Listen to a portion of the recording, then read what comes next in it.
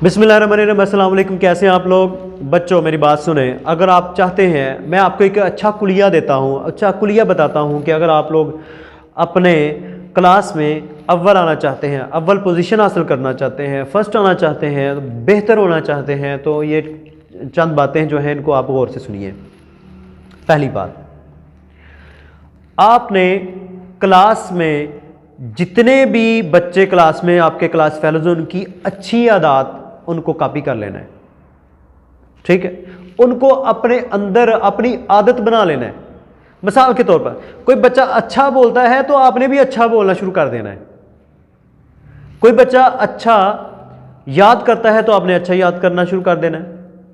कोई बच्चा उसकी हैंड राइटिंग बड़ी प्यारी है तो आपने भी हैंड राइटिंग को इम्प्रूव करना है, उसके साथ दोस्ती लगा लें।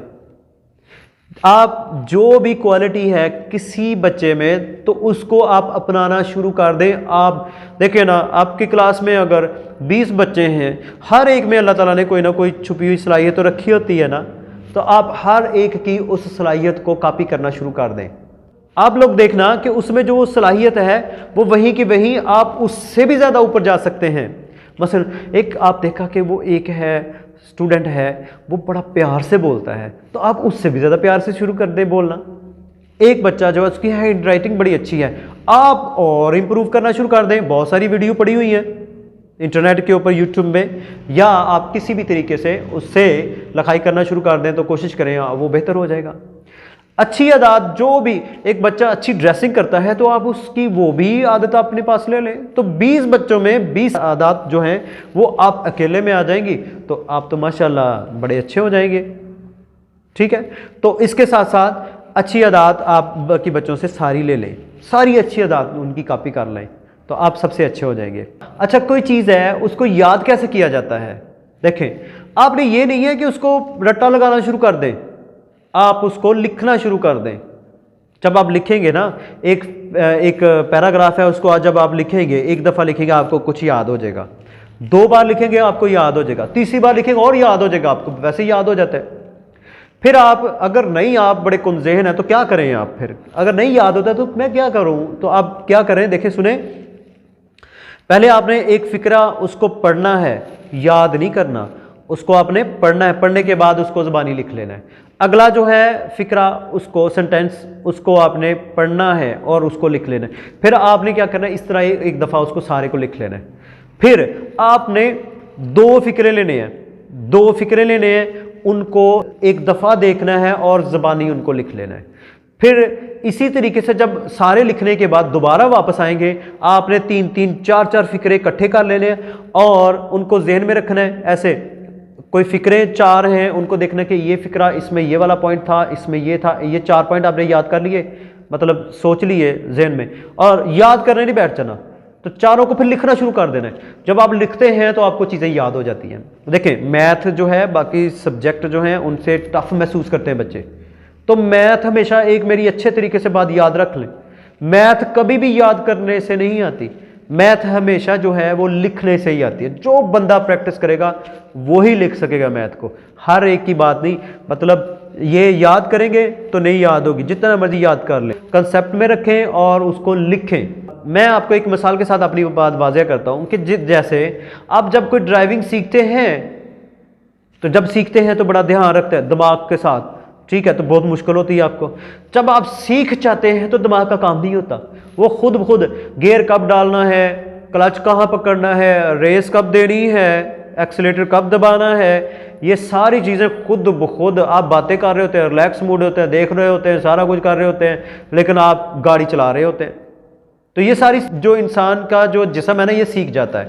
जब आप लिखेंगे ना, लिखने से फ़ायदा ये होगा कि एक तो आपके हाथ जो है ना, आप जो ही आपकी मेमोरी में जो ही आपने उस वर्ड को लिखना चाहा तो वो वर्ड जो है खुद ब खुद लिखा जाएगा। आपको वो एक एक स्पेलिंग्स वो याद करने की ज़रूरत नहीं है, खुद ब खुद आप लिख लेंगे उसको। मिसाल के तौर पर मैं लिखना चाहता हूँ नंबर, तो यहाँ पे मैं लिखूंगा ना, तो नंबर, मैंने बस आपने एक हुक्म देना है कि हाथ को कि लिख दे, नंबर लिख दे, तो इसने खुद ही लिख देना, क्योंकि ये जो है ये सीख जाता है हमारे साथ। जैसे मैंने मिसाल दी ना, मोटरसाइकिल है तो वही सीख जाता है। जैसे बाज़ औक़ात आप लोग नमाज सारी पढ़ देते हैं, یا کوئی کام کر دیتے ہیں تو لیکن آپ کا دھیان کسی اور جگہ ہوتا ہے، لیکن سارا آپ پڑھ جاتے ہیں، تو دھیان کسی اور جگہ، کام سارا ہو جاتا ہے۔ تو کیا ہے کہ آپ کا جسم اس کے ساتھ ساتھ سیکھ جاتا ہے۔ مثال اس کے ایک اور لے لیں کہ جیسے آپ کو کانٹا چبھتا ہے تو آپ کیا اپنی سوچ کے ساتھ ہاتھ پیچھے کرتے ہیں؟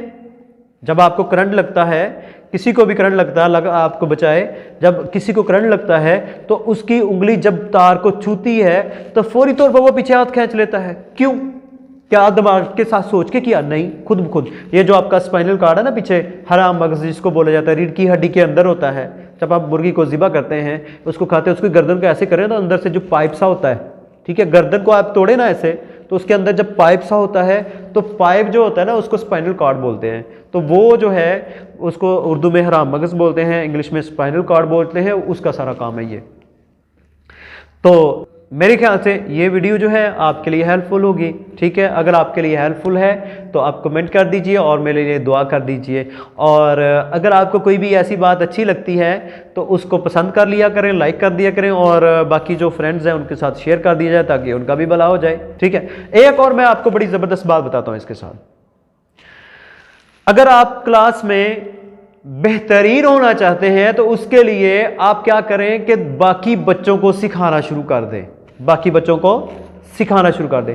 ایک جو ٹیچر ہوتا ہے وہ مثال کے طور پر 2 بچے ہیں، ٹھیک ہے، ایک ہی کلاس کے، ایک بچہ جو ہے وہ سکھانا شروع کر دیتا ہے اس بچے کو، تو ظاہری بات ہے وہ جو ہے وہ اس کو زیادہ آنا شروع ہو جائے گا۔ ٹیچر کوئی بھی بچہ، میرے پاس ایک کام کرتے تھے وقاص صاحب، وہ کیا کرتے تھے کہ سیکنڈ ایئر میں تھے تو وہ سیکنڈ ایئر کو پڑھاتے تھے، یعنی کہ وہ کیسے کہ وہ سکھانا شروع کر دیتے تھے۔ تو باقی آپ بھی ایسے کر سکتے ہیں کہ جب آپ بچوں کو سکھانا شروع کر دیں گے نا اپنی کلاس کا، ایک تو جو ہے آپ ان کی ہیلپ کر رہے ہیں، تو یہ بھی صدقہ جاریہ ہے، تو یہ کسی کی ہیلپ کرنا بڑی اچھی بات ہے۔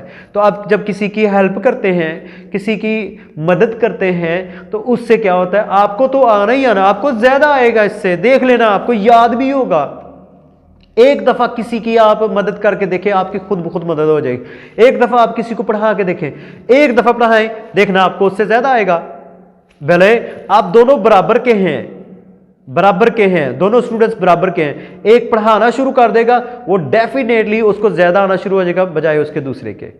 تو آپ کوشش کریں، ایک تو آپ نے احسان کیا، ایک تو آپ نے ہیلپ کی، ایک تو آپ نے جو ہے خدا خوفی کی، دوسری چیز جو ہے اپنے آپ کو امپروو بھی کیا۔ تو آپ دوسروں کو سکھانا بھی شروع کریں، ٹھیک ہے، اور جو سکھاتا ہے وہی زیادہ سیکھتا ہے۔